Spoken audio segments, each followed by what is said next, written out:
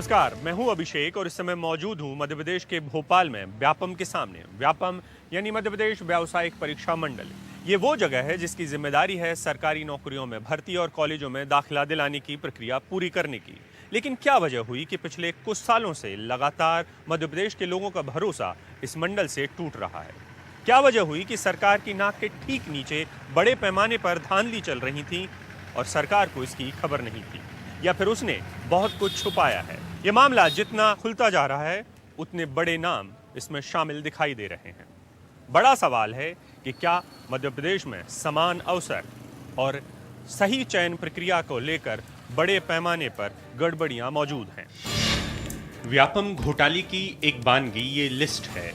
ये सूची हमें मध्य प्रदेश की सरकार ने दी है, जिसमें 316 ट्रांसपोर्ट कांस्टेबल्स के नाम हैं।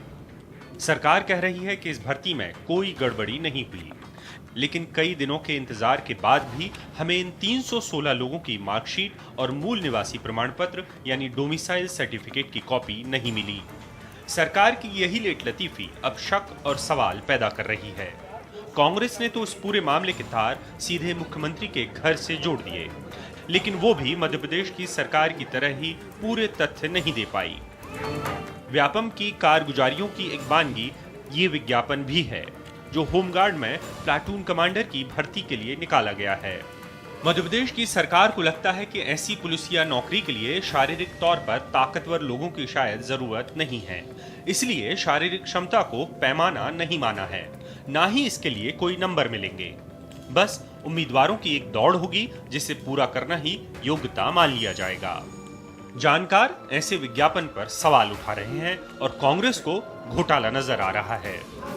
कैसे पुलिस के सब इंस्पेक्टर में देश में शायद मध्य प्रदेश अकेला ऐसा राज्य होगा जहां पर फिजिकल फिटनेस को लेकर कोई नियम नहीं है?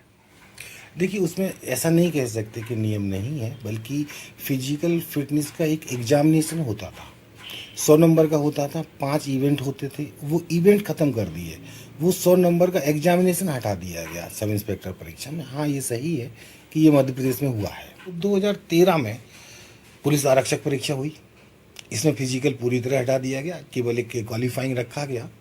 और जब इसमें भी कोई आपत्ति नहीं आई, 9 मार्च 2014 को सब इंस्पेक्टर की परीक्षा आयोजित की गई और उसमें फिजिकल पूरी तरह से हटा दिया गया, केवल उसको क्वालिफाइंग रखा, जिसके कोई मार्क्स नहीं जुड़ेंगे। और इसी तरीके से अभी लेटेस्ट में भी एक और परीक्षा आई है, उसका विज्ञापन अभी मैं 3-4 दिन पहले ही देख रहा था, और उसमें भी क्वालिफाइंग रखा गया है, फिजिकल एग्जामिनेशन नहीं रखे गए हैं। व्यापम के घोटाले में गिरफ्तारियां प्रारंभ हो जाने के बाद उन्होंने सब इंस्पेक्टर की भर्ती भी व्यापम से कराई, जबकि सब इंस्पेक्टर की भर्ती पुलिस विभाग करता रहा। और सब इंस्पेक्टर की भर्ती में जो फिजिकल होता था उसके नियम भी बदल दिए, यानी कि व्यापम के घोटाले की जानकारी आने के बाद, गिरफ्तारियां होने के बाद भी उनको इतना भरोसा था व्यापम पर कि सब इंस्पेक्टर जो कि आने वाले 30-40 साल तक इस प्रदेश के कानून व्यवस्था का प्रबंधन करेंगे, उनको भी इस पूरे भ्रष्टाचार में शामिल होने का अवसर दिया। राज्य के मुख्यमंत्री अब इस पर सफाई में कह रहे हैं कि ये सब भ्रष्टाचार को रोकने के लिए किया गया।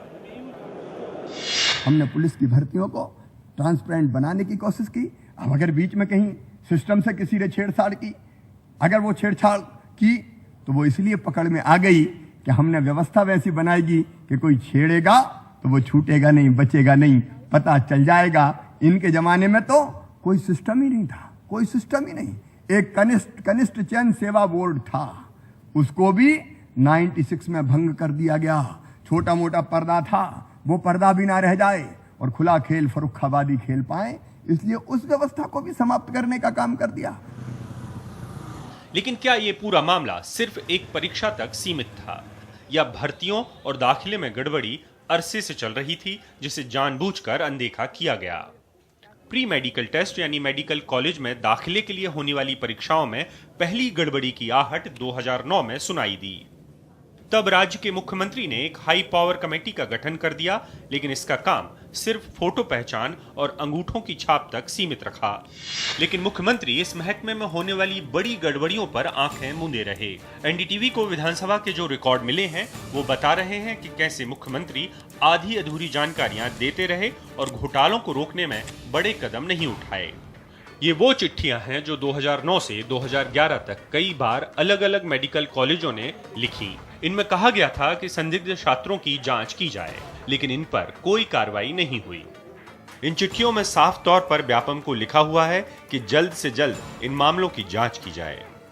हद तो तब हो गई जब विधानसभा में मुख्यमंत्री ने एक सवाल के जवाब में कहा कि 31 मार्च 2011 तक किसी भी फर्जी उम्मीदवार की पहचान नहीं हुई है। मुख्यमंत्री ये जवाब तब दे रहे थे जब कई मेडिकल कॉलेज के डीन पहले ही नाम लेकर बता चुके थे कि किन किन छात्रों के एडमिशन रद्द किए जाएं। 2010 में तो कई लोगों की गिरफ्तारियां तक हो चुकी थीं। इसके बाद 2011 से लेकर 2012 तक मुख्यमंत्री से पीएमटी में एडमिशन को लेकर हो रही धांधलियों पर कई सवाल पूछे गए, लेकिन सारे जवाब अधूरे थे। सरकार क्या कर रही है, इसकी मिसाल मार्च 2012 में देखने को मिली, जब मुख्यमंत्री ने एक सवाल के जवाब में कहा कि इन घोटालों में कोई सरकारी अधिकारी शामिल नहीं है। बड़ा सवाल था कि तब तक सरकार को ये क्यों नहीं लगा कि इस मामले की पूरी जांच करवाई जाए। राज्य की कांग्रेस सवाल कर रही है कि मुख्यमंत्री साफ साफ बताएं कि उन्हें इस घोटाले के बारे में कब पता चला।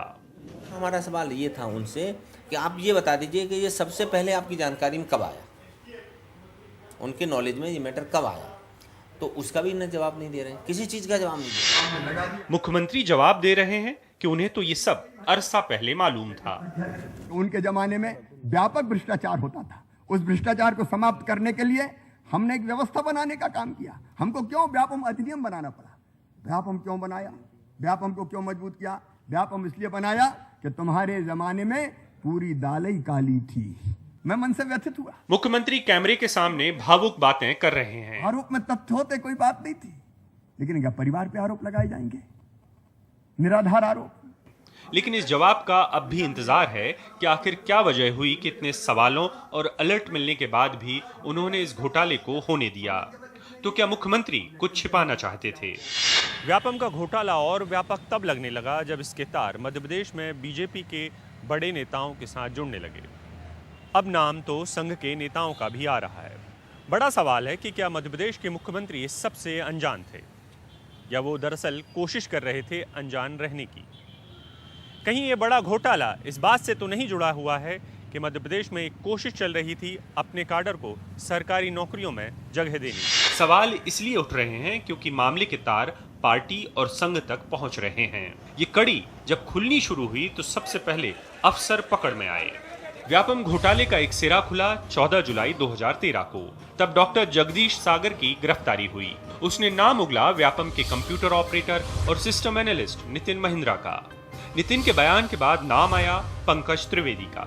पंकज व्यापम का परीक्षा नियंत्रक था और बाकायदा एक सोची समझी योजना के तहत इस पद पर लाया गया था। पंकज के बयान में नाम आया उच्च तकनीकी शिक्षा मंत्री रहे लक्ष्मीकांत शर्मा के ओएसडी ओपी शुक्ला का। ओपी शुक्ला की गिरफ्तारी हुई तो उसने नाम बताया कि वो तो लक्ष्मीकांत शर्मा की बनाई लिस्ट पर काम करता था। इस आधार पर पूर्व मंत्री की भी गिरफ्तारी हो गई। लक्ष्मीकांत ये कहते रहे हैं कि उनके ऊपर भी लोग हैं, लेकिन एसटीएफ इस पूरे मामले में चुप है। इस बीच घोटाले के कई और अहम किरदार हैं। एक है लक्ष्मीकांत शर्मा का ओएसडी रहा सुधीर शर्मा, जो फरार है। आरोप है कि ये पंकज त्रिवेदी का भी करीबी था।